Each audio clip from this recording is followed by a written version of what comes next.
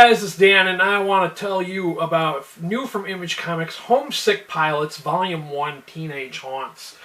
This collects issues numbers 1 through 5 of the Homesick Pilots. This is rated M for mature, so sorry kids, this is not for you. I will admit that when I went to pick this up, I wasn't sure if I picked this up because I thought it was a sci-fi title, or if I picked it up because it's horror, or if I picked it up just because, you know, it was a new Image book. But it is horror, action, adventure, and I do have to say that when I originally started reading this, I thought by the title and the cover, I thought it was science fiction. Because with the title like that, you're going to think, oh, it's got to be sci-fi, right?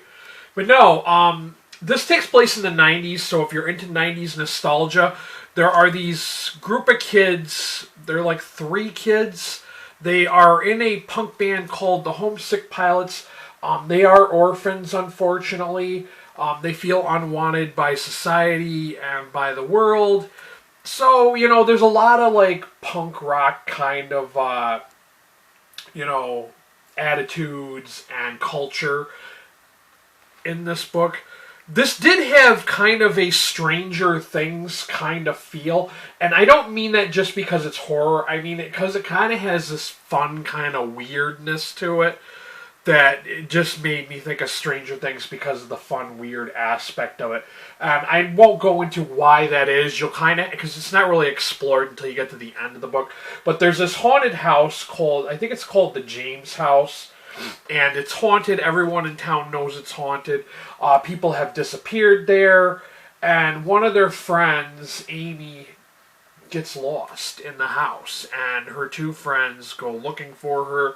And of course, things kind of go from there. And we find out like this more deeper mystery behind this house. It's more than what meets the eye.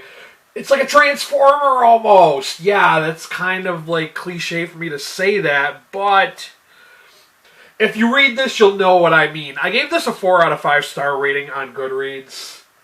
This was pretty intense. It was a really fun book.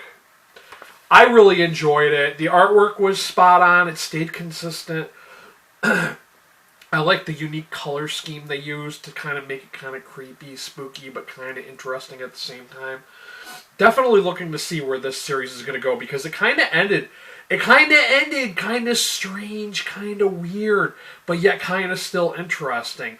Like kind of like Gundam kind of stuff going on with that. And that's all I'm going to say. You're going to have to check out this book to find out why I said that. But yeah, really enjoyed this. I gave it a 4 out of 5 star rating on Goodreads. For you folks in the US, I will have a link to Amazon down below. Now, if you're not aware, buying things through the links really helps out my channel. And another way you can help out support my channel is by donating to my Ko-fi link, which I will have that down below as well. Thank you for watching. Till next time, this has been Dan. Stay groovy, baby.